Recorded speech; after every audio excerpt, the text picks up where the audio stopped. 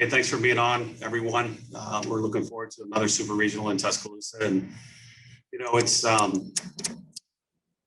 facing another SEC school. Is not our favorite thing, but I knew it was probably going to be a strong possibility because so many teams, again, were in the NCAA tournament. I thought from the very beginning. I thought for sure 12, and that's what happened. And it's just hard not to match up conference to conference. And I think it's two SEC, it's a Big 12. And I think it was going to be a Pac-12, but then ASU got beat. But, everybody at this stage of the tournament is going to be a great team. We know Kentucky's good. Obviously, we went up there and they beat us twice. And, we got them back here at the SEC tournament.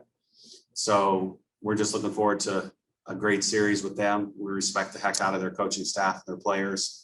They play the game the right way. And, I think it'll be good for our conference because obviously an SEC school will be in Oklahoma City. All right. If you have a question, you can hit the raise hand button. We'll call on you one by one. We'll start things off, Michael. Yeah, you guys obviously you played them 3 games up there, dropped 2 of those. What stands out about those 2 losses, and what'd you learn from those? Yeah, well, it seems like it's forever ago, but I remember that, they continually challenged us. They have really, really good hitters.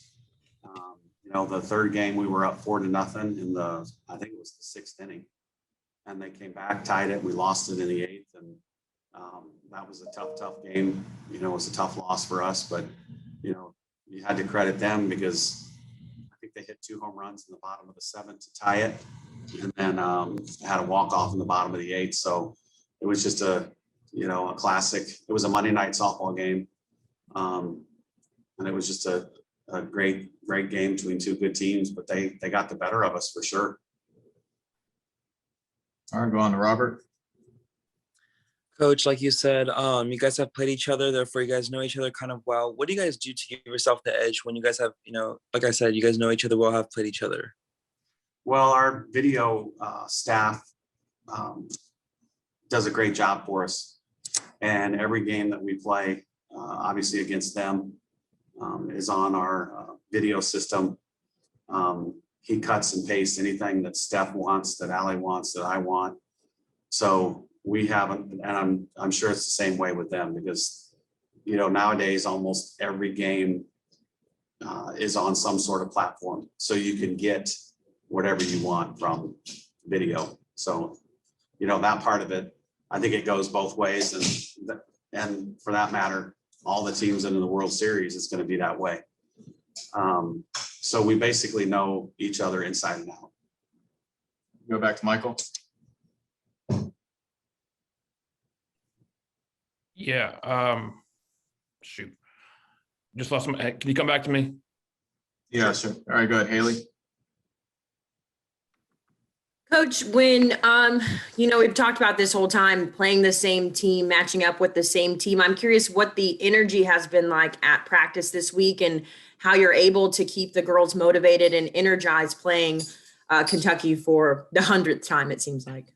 No, I don't think that's an issue at all. We have been going in the mornings to stay away from the heat because it was hotter than heck this past weekend in our regional.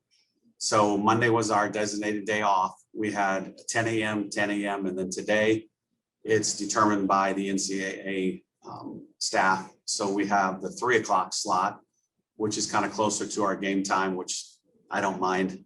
Kentucky is actually practicing right now. So they had similar game time, practice time. But, we realize in May and in Alabama, it's going to be hot. But I think the team they're very motivated. They're very excited. This is what they've worked for. And some of them, this will be the first time playing in a super regional and playing in the chance to get to Oklahoma City. So, it's exciting for everybody. And, motivation is high. Eric, go ahead. Coach, great to talk to you again. Rachel Lawson, you face her so many times. What makes her such a great coach and such a difficult team to prepare for? Well, she's one of my favorite people in softball. Just does a great job.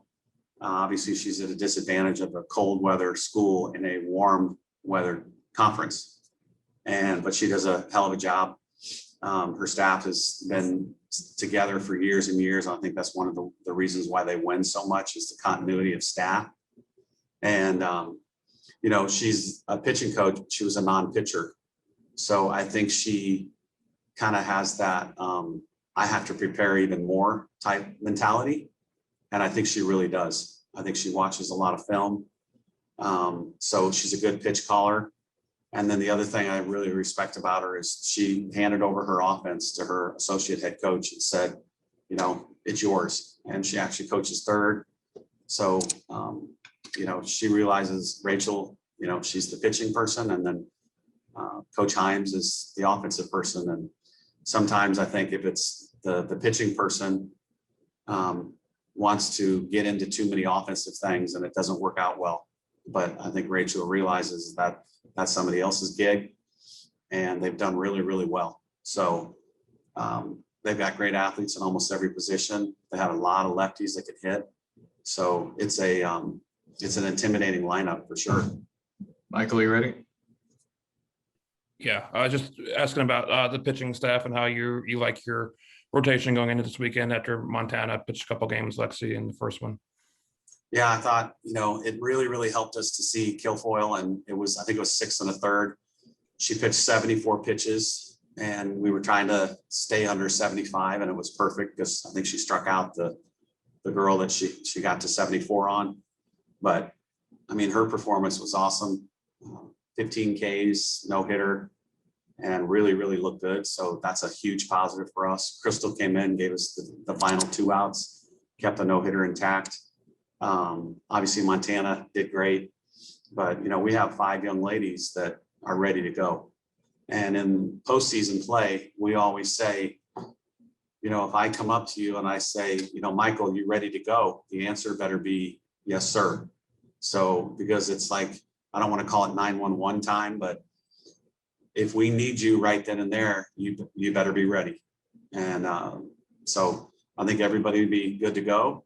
We had some really good practices. We had some live pitcher versus hitter on the field, both Tuesday and Wednesday. So everybody got to throw to a batter again, and I think they're ready to go. I'll go back to Robert. Coach, you always say it takes good pitching, defense, and the timely hit to win games. Aside from those 3 things, what specific factors do you think need to happen when you play in a super regional in order to win? Well, I think definitely, and it goes back to the defense, but you can't give up more than 21 outs in a game. So if you make multiple errors, these teams are too good. They're going to take advantage of that. So you have to give them the 3 outs in an inning. That's it. So they get 3 outs. We have to limit the freebies. And then on the other side of that, we need to win the freebie war.